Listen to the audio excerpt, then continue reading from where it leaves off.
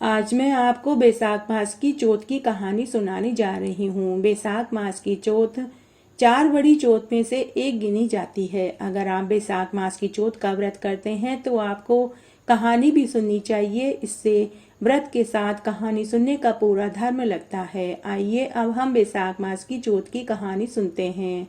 एक गांव में एक सेठ सेठानी रहते थे। उनके एक बेटा और एक बहू थी। बहू बर्तन मांजकर पानी फेंकने के लिए घर के बाहर जाती थी तो अड़ोस पड़ोस की औरतें उससे पूछती थी कि बहू आज खाने में क्या खाया, तो वह कहती कि बासी कुसी भोजन खाया है। एक दिन जब वह बर्तन मांजकर पानी फेंकने के लिए घर के बाहर गई तो पड़ोस की औरतों ने उससे फिर वही पूछा, तो उसने वही जवाब दिया कि बासी कुसी भोजन खाया है। उस दिन उसके पति ने उसकी यह बात सुन ली तो उसे बहुत आश्चर्य हुआ कि अभी अभी तो गर्म भोजन खाया है, फिर इसने पड़ोस की औरतों को झूठ क्यों बोला। तब दूसरे दिन उसके पति ने अपनी माँ से कहकर खीर खांड का भोजन बनवाया।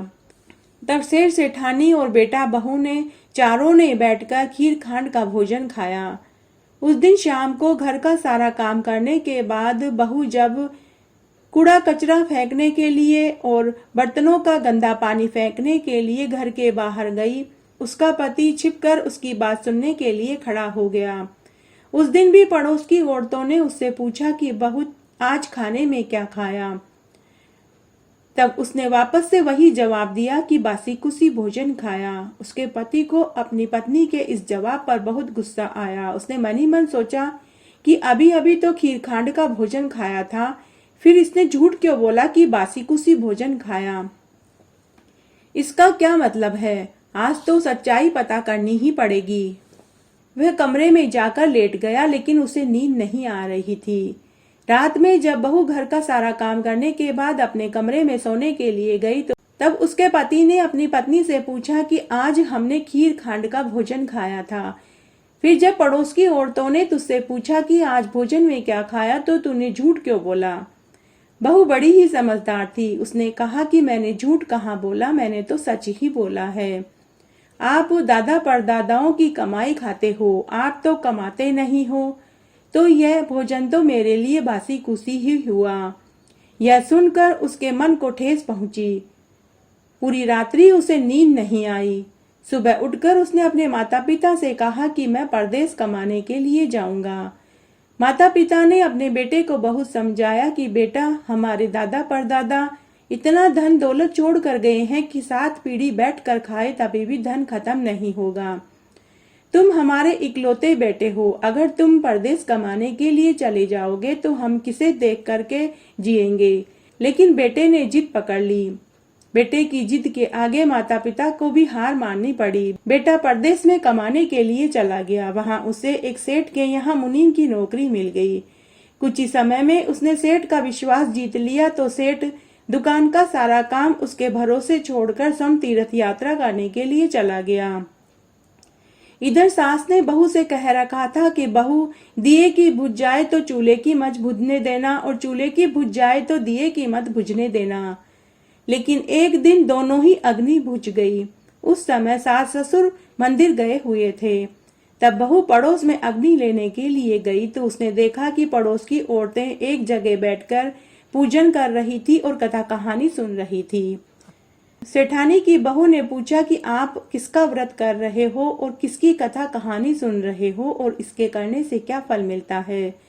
तो उनमें से एक औरत बोली कि बहू, हम चौथ माता का व्रत और पूजन कर रहे हैं। इस व्रत को करने से बिछड़ों का मिलन होता है, निपुत्रों को पुत्र की प्राप्ति होती है, कुंवारे लड़के लड़कियों का ब्याह होता है, निर्धनों को धन की प्राप्ति होती है और बुजुर्गों को बैकुंठ का वास मिलता है। जो कोई भी जिस इच्छा से चौथ माता का व्रत करता है उसकी सभी इच्छाएं चौथ माता पूरी कर देती है। तब बहू बोली कि मैं भी यह व्रत करना चाहती हूँ, लेकिन कैसे करूँ, क्योंकि मेरे सास ससुर मुझे घर से बाहर निकलने नहीं देते।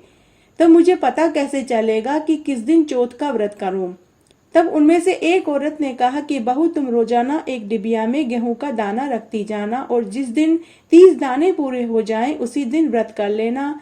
चौथ माता की कहानी सुन लेना, पूजा कर लेना और रात्रि को चंद्रमा को अर्घ्य देकर खाना खा लेना।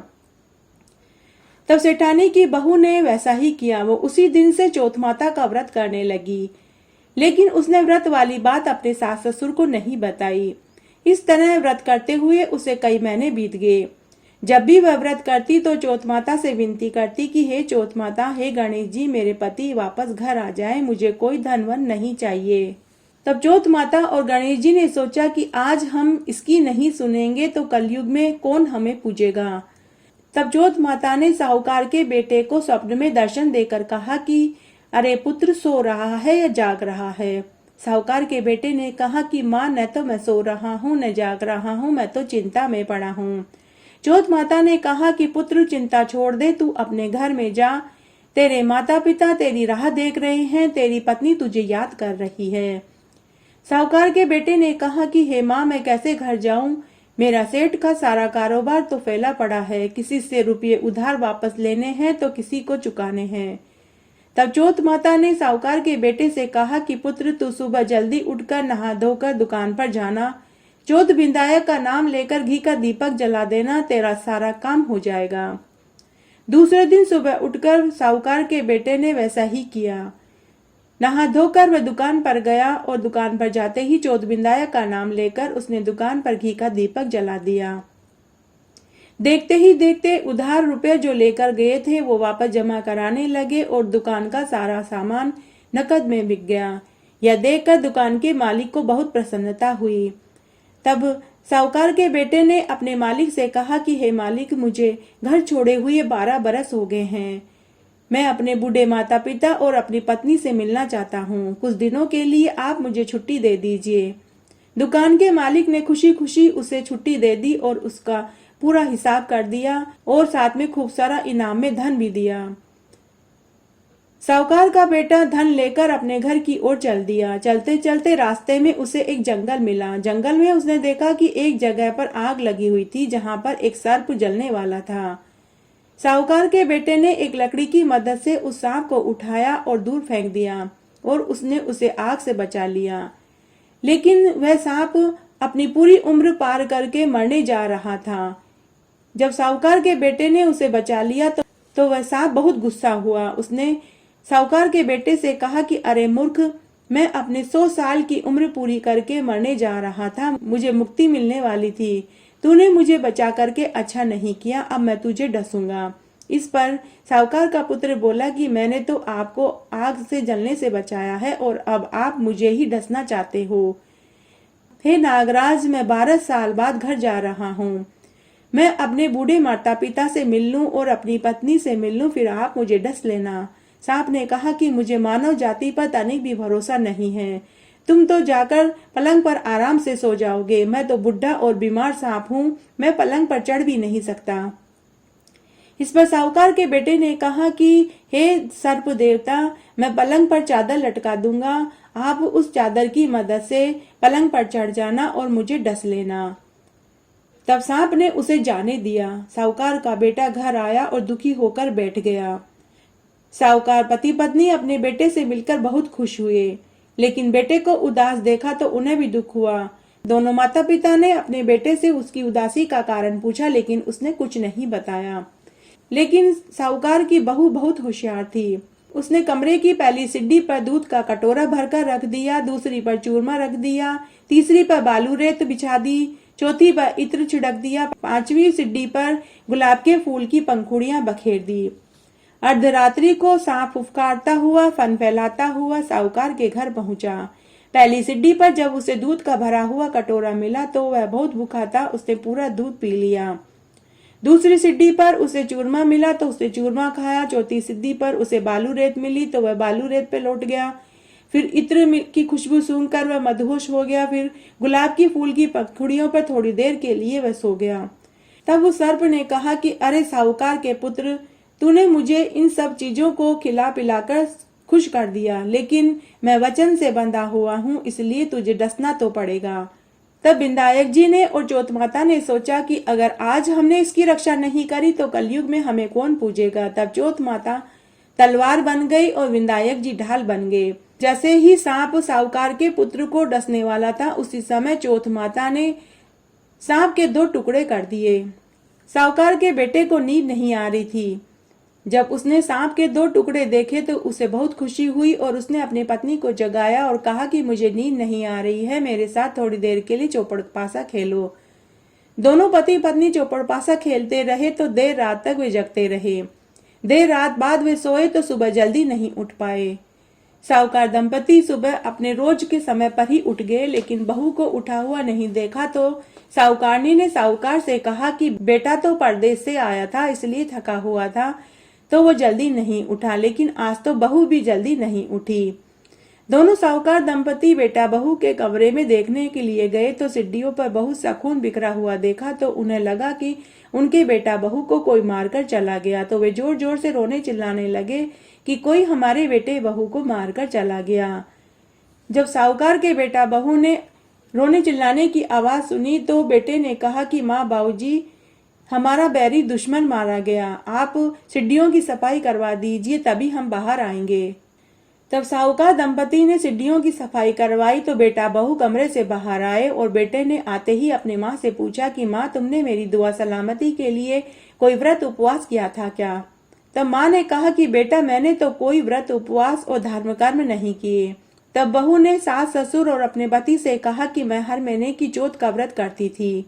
सास ने कहा कि मैं तो तुझे रोज 4 समय का खाना देती थी, तूने कब व्रत किया? बहू बोली कि मैं महीने की चौथ का व्रत करती थी। उस दिन सुबह का खाना मैं पनिहारिन को देती थी, दूसरी बार का खाना गाय के बछड़े को देती थी, तीसरी बार का खाना उटियाड़े में गाड़ देती थी और चौथी बार का खाना मैं चंद्रमा को अर्घ्य देकर खुद खाती थी। अगर आपको विश्वास नहीं है तो आप पूछ सकते हो। तब सास ने पनिहारिन से पूछा तो उसने कहा कि हाँ माँ जी, आपकी बहू महीने में एक दिन सुबह की रोटी मुझे देती थी। बछड़े से पूछा तो उसके मुंह से फेफ के फूल झड़ने लगे। उटियाड़े को खोद कर देखा गया तो उसमें सोने चांदी के सिक्के मिले। तब सास ने बहू के चरण पकड़ लिए तो बहू ने कहा कि सासू माँ, उल्टी गंगा नहीं बहती है, मैं आपके चरण पकड़ूंगी, आप चौथ माता के चरण पकड़िए। उस दिन के बाद दोनों सास बहू हर महीने की चौथ का व्रत करने लगे। तब एक दिन बहू ने अपनी सास से कहा कि सासू माँ, मुझे वैशाख मास की चौथ का उद्यापन भी करना है। तब सासू और बहू ने धूमधाम से वैशाख मास की चौथ का उद्यापन किया। हे चौथ माता, जैसे आप साहूकार के बेटे की बहू के ऊपर प्रसन्न हुई वैसे सबके ऊपर होना।